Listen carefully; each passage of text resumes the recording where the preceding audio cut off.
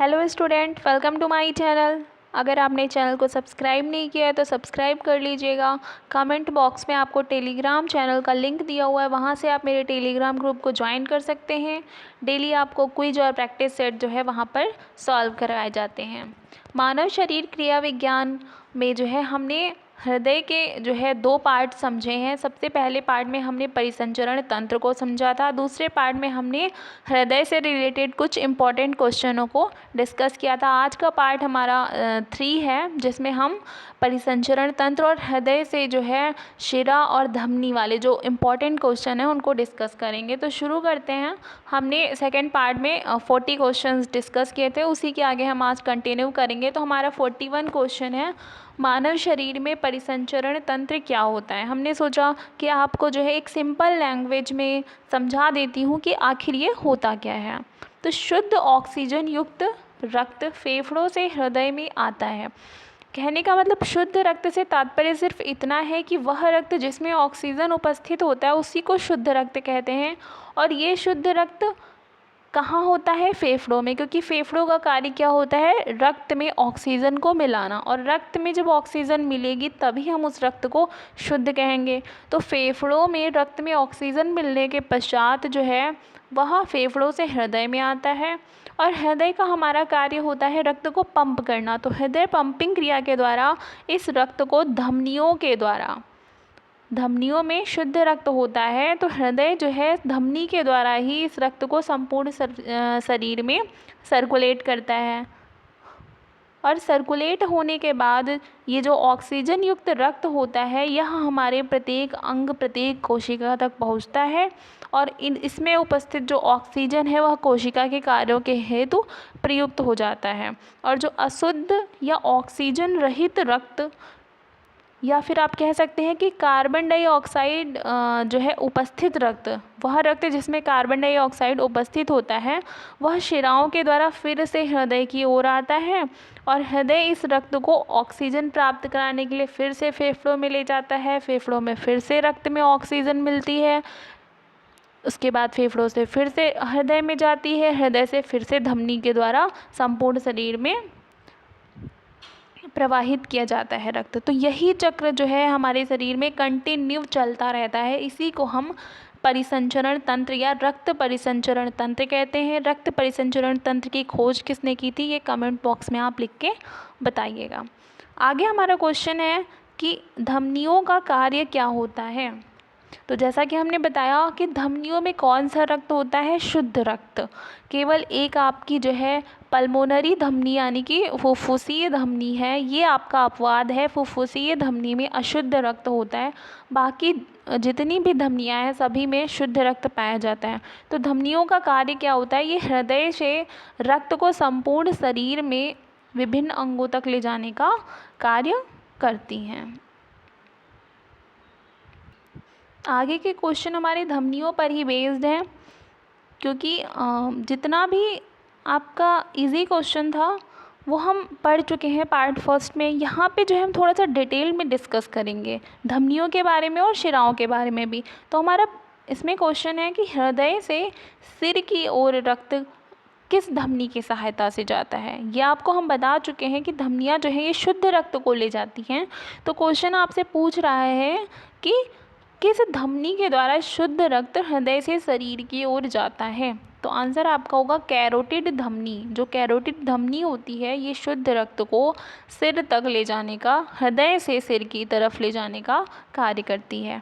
Next question है हमारा, हृदय से बाजू की ओर रक्त को ले जाने का कार्य कौन सी धमनी करती है। अगर आपसे धमनी पूछ रहा है तो आपके दिमाग में तुरंत आना चाहिए धमनी है, शुद्ध रक्त को ले जाएगी। कहाँ से ले जाएगी? हृदय से लेके जाएगी अंग तक। तो अगर हम पूछे कि बाजू की ओर रक्त जो को लेकर जाने वाली धमनी कौन सी है, तो सबक्लेवियन धमनी हमारी जो होती है ये शुद्ध रक्त को हृदय से बाजू की ओर ले जाने का कार्य करती है। आगे है हमारा, हृदय से रक्त को फेफड़ों की ओर ले जाने का कार्य कौन सी धमनी करती है। तो आंसर होगा हमारा पल्मोनरी धमनी। ये वही धमनी है जिसको हम अपवाद पढ़ते हैं।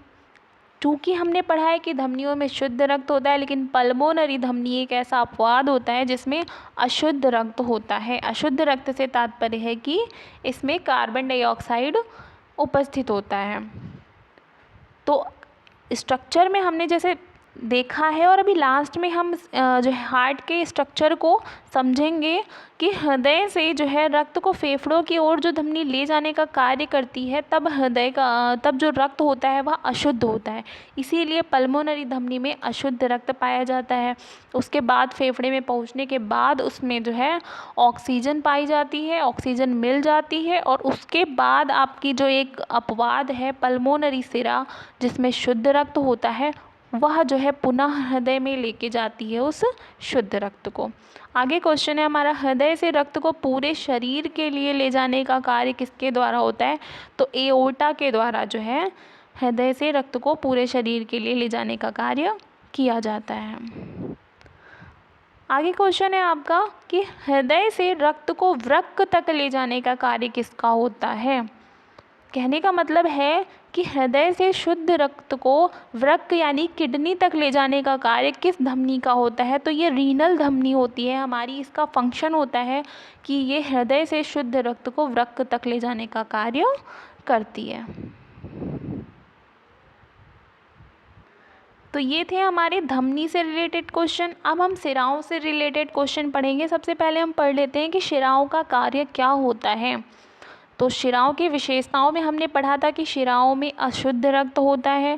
तो शिराएं जो है शरीर के विभिन्न अंगों से अशुद्ध रक्त को हृदय में वापस लाने का कार्य या हृदय तक ले जाने का कार्य करती हैं। क्वेश्चन नेक्स्ट है आपका, अशुद्ध रक्त को सिर से हृदय की ओर लाने का कार्य किस सिरा के द्वारा होता है? आपसे पूछा जा रहा है कि हमारे सिर की तरफ जो अशुद्ध रक्त होता है वह किस शिरा के द्वारा हृदय तक लाने का कार्य किया जाता है? तो ये जुगुलर सिरा होती है आपकी। जुगुलर सिरा के द्वारा ही सिर से अशुद्ध रक्त को हृदय की ओर लाने का कार्य किया जाता है। आगे क्वेश्चन है आपका, रक्त को बाजू से हृदय तक लाने का कार्य कौन सी शिरा करती है? अगर आपसे क्वेश्चन में सिरा पूछा है तो आपके दिमाग में तुरंत आना चाहिए, हमने क्वेश्चन में इसीलिए नहीं लिखा शुद्ध अशुद्ध रक्त, क्योंकि इतना कॉमन सेंस आप में होना चाहिए कि आप इसको तुरंत कैचअप करो कि हाँ शिरा है मतलब अशुद्ध रक्त होगा। तो अशुद्ध रक्त को बाजू से हृदय तक लेने का कार्य जो है सबक्लेवियन शिरा करती है। कॉमन सेंस लगा के याद करिएगा। आपका शिराओं के शिरा धमनी ये अलग अलग है, और ये बीच वाले नाम लगभग आपके शिरा धमनी में समान हैं। तो एक नोट बनाते हुए आप इसको याद कर लीजिएगा। नेक्स्ट है, रक्त को हाथ से हृदय तक ले जाने का कार्य किस शिरा के द्वारा होता है? ये आपसे क्वेश्चन में पूछ रहा है। तो ये ब्रेकियल शिरा होती है जो हाथ से जो है हृदय तक जो है रक्त को ले जाने का कार्य करती है। आगे है आपका, रक्त को फेफड़े से हृदय की ओर ले जाने का कार्य किसके द्वारा होता है? तो आंसर होगा पल्मोनरी शिरा। यही वो शिरा है जो अपवाद है, क्योंकि सभी शिराओं में अशुद्ध रक्त होता है, लेकिन पल्मोनरी शिरा जो हमारे हृदय की ओर फेफड़ों से रक्त को लेके जाती है, इसमें शुद्ध रक्त होता है।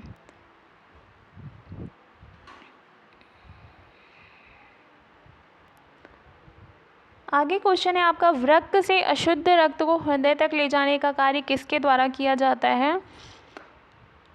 तो रीनल शिरा के द्वारा जो है वृक्क से अशुद्ध रक्त को हृदय तक ले जाने का कार्य किया जाता है। अभी आपने जब धमनी वाला क्वेश्चन देखा था तो उसमें भी ऐसा ही क्वेश्चन था कि शुद्ध रक्त को हृदय से वृक्क की ओर ले जाने का कार्य किस धमनी द्वारा होता था? रीनल धमनी के द्वारा। यहाँ उसका अपोजिट है, यहाँ जो है वृक्क से अशुद्ध रक्त को हृदय तक ले जाने का कार्य शिरा करेगी, क्योंकि अशुद्ध रक्त है। और कौन सी शिरा करेगी? तो रीनल शिरा आपकी ये कार्य करती है। आगे क्वेश्चन है, यकृत से अशुद्ध रक्त को हृदय तक ले जाने का कार्य किस शिरा के द्वारा होता है? तो हिपैटिक शिरा जो है ये आपका अशुद्ध रक्त को हृदय तक ले जाने का कार्य करती है। लास्ट क्वेश्चन है आपका, टांगों से अशुद्ध रक्त को हृदय तक ले जाने का कार्य किस शिरा के द्वारा होता है? तो ये आपकी इलियक शिरा और फीमोरल शिरा, ये दो शिराएं होती हैं जो टांगों से अशुद्ध रक्त को हृदय तक ले जाने का कार्य करती हैं। इसके बाद जो है हम समझेंगे ब्लड सर्कुलेशन सिस्टम को डायग्राम के माध्यम से और हार्ट की स्ट्रक्चर को, हार्ट के।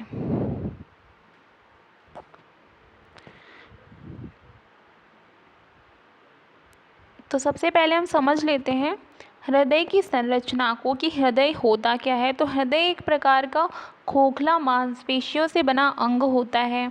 अगर हम इसके बाह्य स्वरूप को देखें तो इसमें जो है मुख्य रूप से 3 परतें जो है आपको दिखाई देती हैं। इन तीनों परतों का जो है नाम आपके लिए इम्पॉर्टेंट है। सबसे पहली परत आपकी या पहला स्तर जो है वो आपका होता है परिहृदय स्तर। दूसरा स्तर होता है आपका हृदय पेशीय स्तर और तीसरा होता है अंतः हृदय स्तर। पहला आपका परिहृदय स्तर, ये आपका एक दोहरे स्तर या फिर दोहरी झिल्ली का एक स्तर होता है।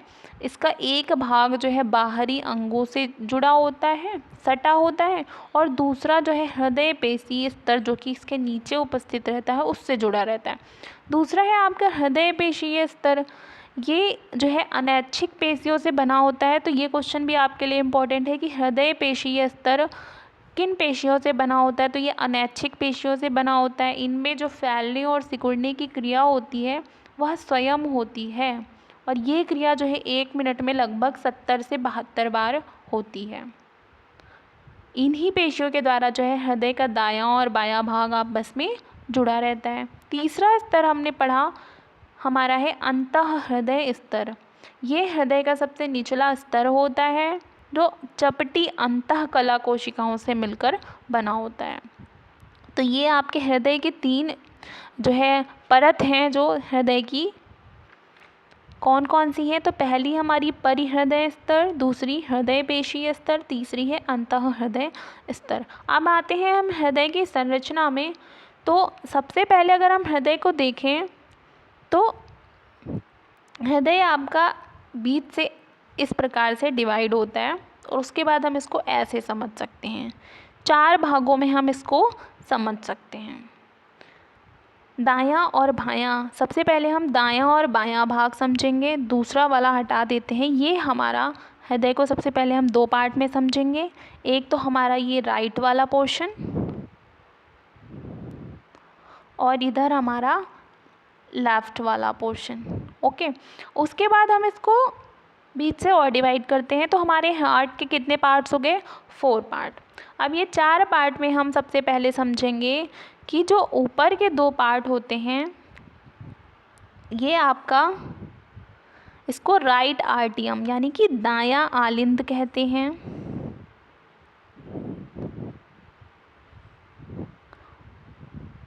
और ये आपका जो है बायां आलिंद होता है। ये आपका दायां आलिंद और ये आपका बायां आलिंद।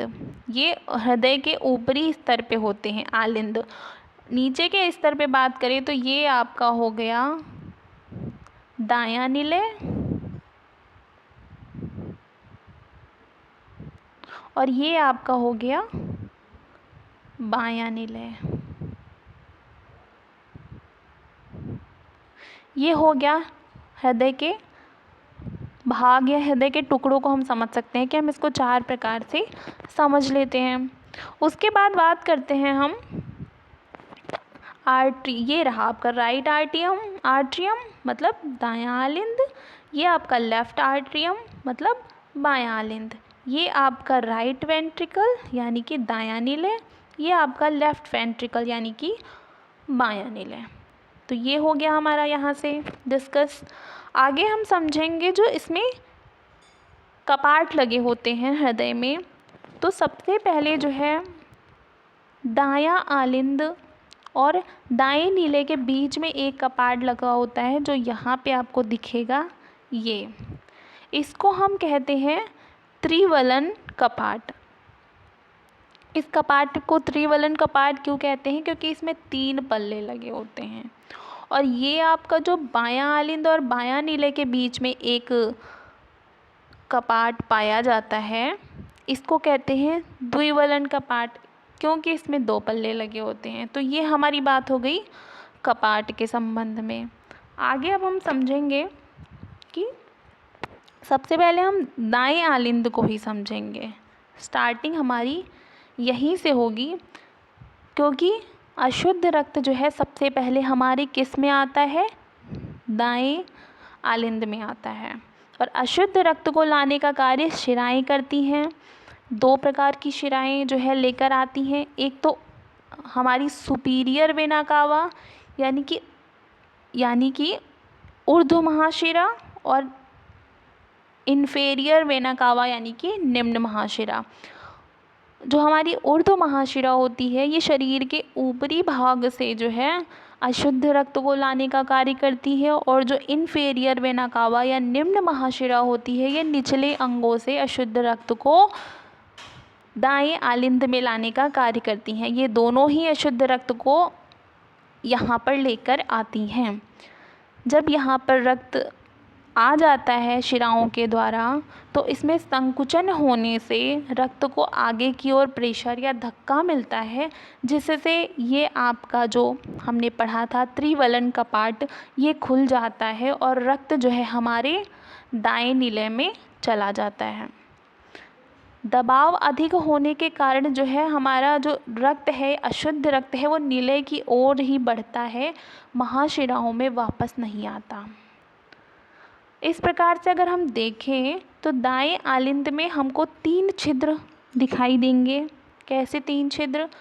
एक तो सबसे पहला ऊर्ध्व महाशिरा जो हमारे ऊपरी वाले भागों से लेके आएगी, वो एक छेद, और दूसरा छेद हमारा निम्न महाशिरा जो नीचे वाले अंगों से लेकर आएगी, ये दूसरा छेद, और तीसरा हम कहते हैं इस कपाट वाले भाग को त्रिवलन कपाट का छिद्र। तो इस प्रकार से आपके दाएं आलिंद में 3 छिद्र हो गए। अब बात करते हैं हम दाएं नीले की। आलिंद में जो है आने के पश्चात रक्त त्रिवलन कपाट के द्वारा दाएं नीले में जाता है, और दाएं नीले से जो है रक्त फुफ्फुसीय धमनी यानी कि पल्मोनरी आर्टरी के द्वारा फेफड़ों तक ले जाया जाता है। यही आर्टरी जो ये आपकी पल्मोनरी आर्टरी है, यही आपकी अपवाद है, क्योंकि हम नॉर्मली पढ़ते हैं कि आर्टरी यानी कि धमनियों में शुद्ध रक्त होता है, लेकिन आपकी जो पल्मोनरी आर्टरी होती है जो हृदय से फेफड़ों की ओर जाती है, इसमें अशुद्ध रक्त होता है। ये धमनी जो है या फुफ्फुसी धमनी जब फेफड़ों तक रक्त को ले जाती है अशुद्ध रक्त को, तो वहाँ पर जो है फेफड़ों में उपस्थित ऑक्सीजन रक्त में मिलती है और वह रक्त शुद्ध हो जाता है। उसके बाद जो है आपका पल्मोनरी वेंस, ये आपकी रही पल्मोनरी वेंस। ऑक्सीजन मिलने के बाद शुद्ध रक्त जो है पल्मोनरी वेंस के द्वारा पुनः जो है आपके हृदय के इस वाले स्तर में, जिसको हम बायां आलिंद कहते हैं, इसमें आता है। बाएं आलिंद में जो है आने के बाद इसमें संकुचन होता है, और संकुचन के फलस्वरूप ये जो द्विवलन कपाट हमने पढ़ा था ये खुलता है और रक्त जो है बाएं आलिंद से बाएं नीले में पहुंच जाता है।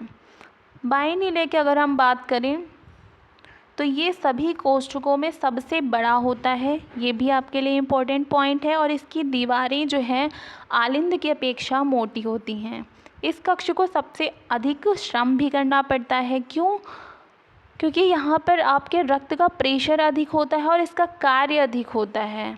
ये क्या करता है? ये शुद्ध रक्त आने पर जो है बाएं नीले में संकुचन होता है, और इससे जो है पहले जो द्विवलन कपाट थे ये वाले, ये बंद हो जाते। एक बार रक्त यहाँ आ गया उसके बाद ये कपाट बंद हो जाते हैं और रक्त पुनः वापस नहीं जाता। फिर संकुचन के द्वारा शुद्ध रक्त पर दबाव बनता है, और ये शुद्ध रक्त जो है महाधमनी नलिका के द्वार को धक्के से खोल देता है। महाधमनी नलिका का द्वार आपका ये रहा, और इसमें इस द्वार पर जो कपाट लगे होते हैं ये रक्त को वापस नहीं लौटने देते और महाधमनी के द्वारा शुद्ध रक्त पूरे शरीर में प्रत्येक अंग तक संचालित हो जाता है।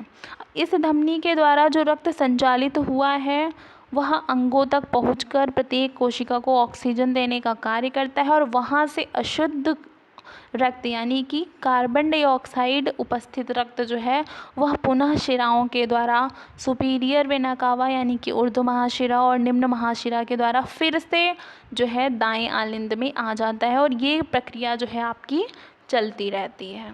तो ये है आपका पूरा रक्त परिसंचरण तंत्र जिसका प्रमुख भाग हमारा हृदय है। अगर हम बात करें कि रक्त परिसंचरण तंत्र के भागों की तो सबसे पहला हमारा हृदय, दूसरा शिराएं, तीसरा धमनियाँ और चौथा है हमारा केशिकाएं। केशिकाओं को भी जो है ध्यान से पढ़ना ज़रूरी है। तो हम यहीं पर जो है समझ लेते हैं कि केशिकाएं क्या होती हैं। केशिकाएं बहुत ही ज़्यादा सूक्ष्म वाहिनियाँ, रक्त वाहिनियाँ होती हैं। ये क्या करती हैं, प्रत्येक कोशिका तक रक्त को पहुंचाती हैं। इनमें इनका जो है बहुत ही सूक्ष्म सा जाल हमारे शरीर में फैला होता है। ये भी दो प्रकार की होती है, धमनी केशिकाएं, सिरा केशिकाएं।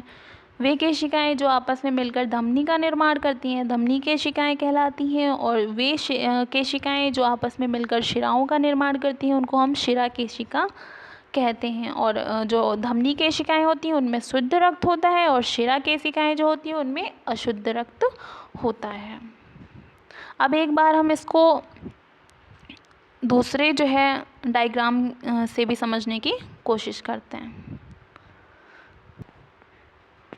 ये हमारा डायग्राम है। हम इससे जो है थोड़ा सा और इजी हो जाएगा हमारे लिए समझना कि हाँ किस प्रकार से ये पूरा परिसंचरण तंत्र हमारे शरीर में कार्य करता है। और वीडियो अच्छी लगे तो लाइक कर दीजिएगा।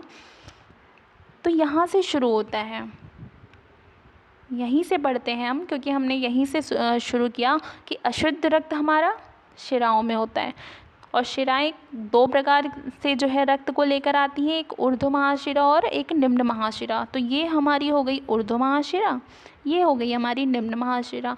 दोनों ही अशुद्ध रक्त को लेकर आई और कहाँ लेकर आई, हमारे दाएं आलिंद में। दाएं आलिंद के बाद हमारा त्रिवलन कपाट खुला, उसके बाद जो है हमारा रक्त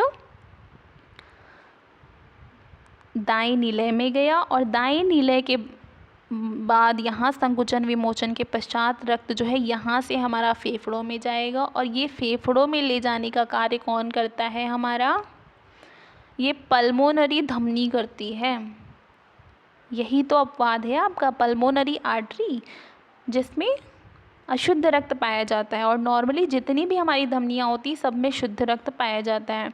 उसके बाद यहाँ पे जो है हमारा फेफड़ों में क्या होता है, रक्त में ऑक्सीजन मिलता है, रक्त शुद्ध होता है और शुद्ध रक्त जो है हमारा पल्मोनरी वेन यानी कि फुफ्फुसीय शिरा के द्वारा कहाँ जाता है, हमारा बाएं नीले में जाता है। ये आपका जो फुफ्फुसीय शिरा है ये भी अपवाद है क्योंकि सभी शिराओं में अशुद्ध रक्त होता है, लेकिन जो आपकी पल्मोनरी शिरा यानी कि फुफ्फुसीय शिरा जो होती है इसमें शुद्ध रक्त पाया जाता है। ये आपको लेके ये जो है शुद्ध रक्त को लेके जाती है हमारे बाएं आलिंद में। बाएं आलिंद से जो है द्विवलन कपाट के द्वारा ये जो है बाएं निलय में पहुंचता है और बाएं निलय में संकुचन विमोचन क्रिया के पश्चात ये महाधमनी के द्वारा जो है संपूर्ण शरीर में भेज दिया जाता है, प्रत्येक अंग प्रत्येक कोशिका तक। और वहाँ धमनियों के द्वारा रक्त जो है केशिकाओं में पहुंचता है और केशिकाओं के माध्यम से पुनः अशुद्ध रक्त फिर से शिराओं से होकर आपके हृदय में जाता है, हृदय से फेफड़े में जाता है, फेफड़े से फिर से रक्त में ऑक्सीजन मिलती है, वह फिर से जो है आपके संपूर्ण शरीर में वितरित होता है। तो यही आपका है रक्त परिसंचरण तंत्र। यहाँ से अगर आपको कोई कन्फ्यूज़न है या कोई डाउट है तो कमेंट बॉक्स में पूछ सकते हैं आप। वीडियो कैसी लगी कमेंट बॉक्स में लिख के बताइएगा। Thank you guys.